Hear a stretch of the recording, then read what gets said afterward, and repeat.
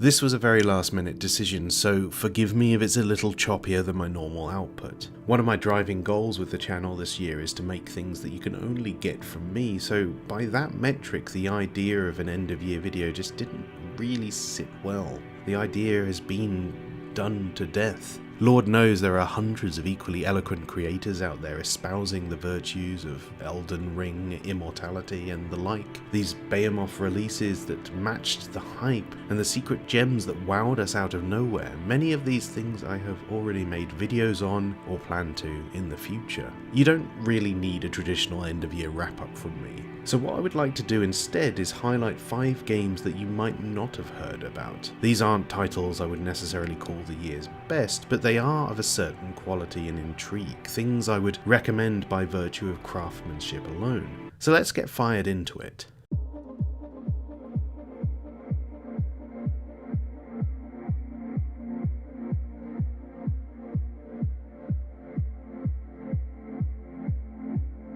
Those who follow me on Twitter know how much I love Cosmo D's Off-Peak series, and as the latest entry, Betrayal at Club Low fits nicely into this pantheon, hitting all the same beats of being strange but in a warmly human manner, showcasing some hog-wild architecture and art design, and of course having an absolute banger of a soundtrack. Where it stands out from its prequels, however, is in the fundamental means of interaction. Far less passive, a shift from gentle first-person exploration to a bizarre amalgam of point-and-click adventure and skill-check-heavy pen-and-paper role-playing makes for a fascinating experience as you navigate your way to the inner sanctum of this peculiar yet infinitely familiar nightclub.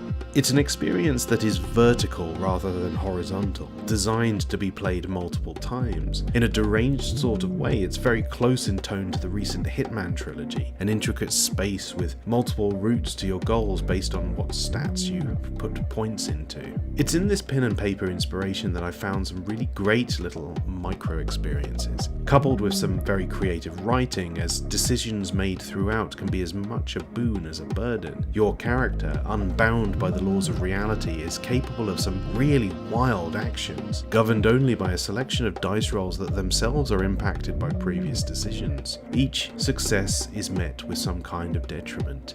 There are consequences to your exertions. You are human after all. Your stamina is not infinite. It's a system I have a lot of time for, as it stops you from attempting to do everything under the sun in one run, meaning that you have to make your advantages tactical and know when to move on from a particular obstacle. It's weird and wonderful. An experimental entry that won't be to everyone's taste, but one that I enjoyed immensely.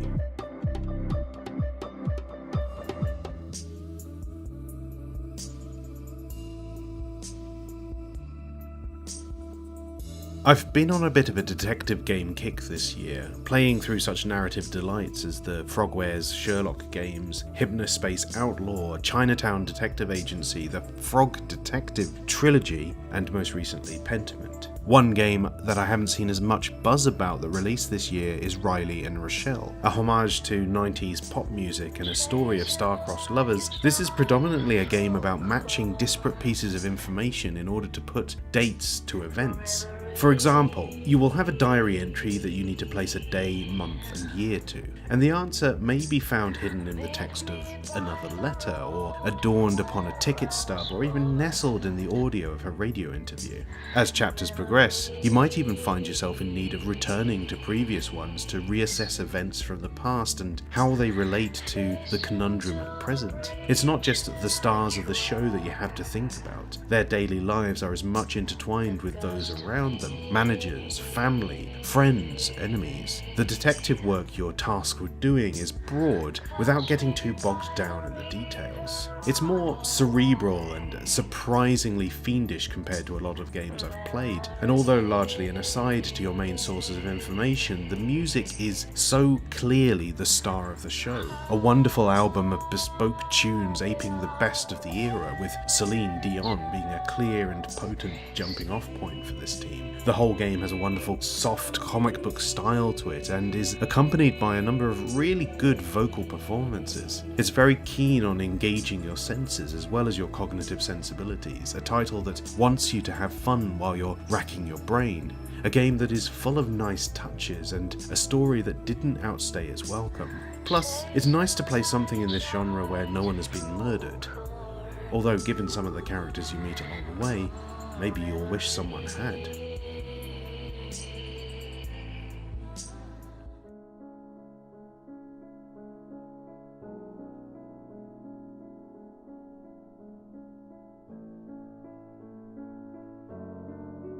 A brand new 3DS game came out this year. Yes, that's right, in 2022. A wholly new, built from the ground up title for a console that has just had its servers shut down. Its name is Automaton Lung, and to no surprise, it's really strange. At the time of writing, this bizarre title is also due for launch on other platforms imminently, so there will be ample opportunity to experience it if you don't have access to Nintendo's legacy handheld. But its presence in this format at the apex of its somewhat muted end feels like an angelic presence, sent to usher the system into its magnificent afterlife.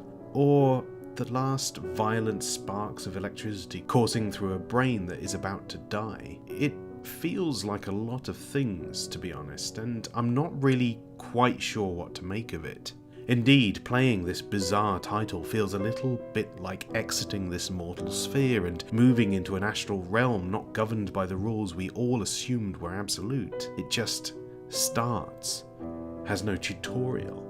Its worlds feel unfinished even though they're not. There's a great sense that there's something bigger at play just beyond the peripheries, and I feel like I've only just scratched the surface of it. It's a joy to explore something this esoteric on a console as formed and defined as the 3DS. It's obviously an incredibly special handheld for many reasons, but one so tightly governed by the iron fist of its effortlessly charming master. So finding out about this game feels a little like unlocking some kind of arcane knowledge, a secret underworld to an age where software isn't governed by the needs of capital.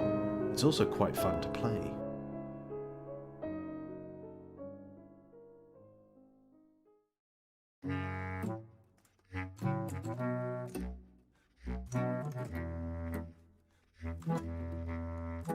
Sometimes you just want to play something start to finish in around an hour. Maybe you want to play it sitting on your sofa in your M&S Percy Pig's pyjamas while marathoning Bob's Burgers, chalk ice in hand, mind well away with the fairies. Maybe you don't even want to entertain the idea of having to read while you do all of the above. If this sounds like your idea of heaven, baby, do I have the game for you. Pilgrims is an adventure game that has you navigate a picture book world. You pick up items that appear in the form of cards, and you use them to interact with the environment as well as combining them with other items, crafting from which an array of effects upon the world and its denizens. You know, standard point and click fare. Where it stands out is that there is no text whatsoever.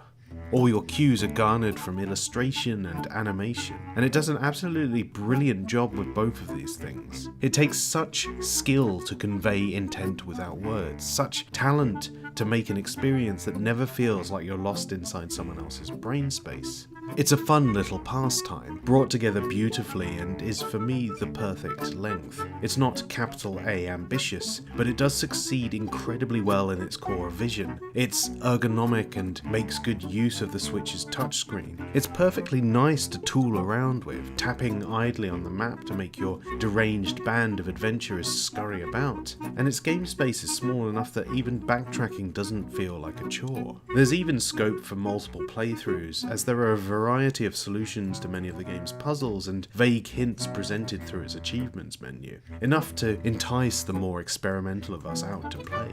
I had a great time with this. It was only a $5 on the Switch eShop. Get it played.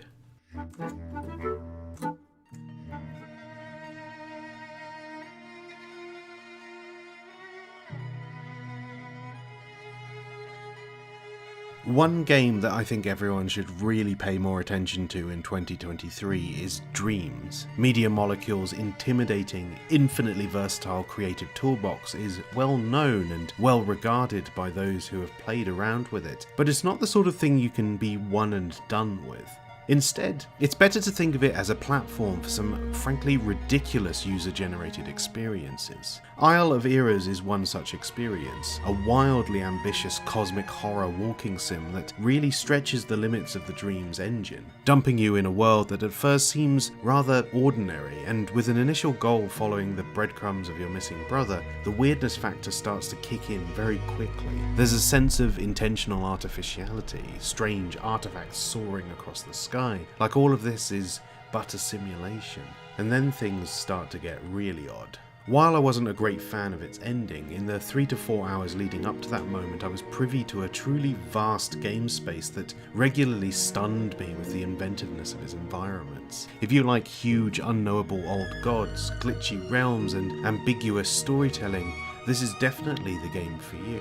It does recommend being played on a PS5, however all this footage is from the PS4 version, which was mostly fine. Frame rate dips bother me less than others, I'm sure, but it was far from unplayable. It's one of those rare instances where I think ambition justifies instability. Beyond anything else, it's compelled me to take the time to properly explore what else is on this platform. For every Isle of Eras I find, there could easily be a good dozen equally impressive games just hidden beneath the surface. That's it. That's the video. Go play these games. God of War Ragnarok will still be there when you get back.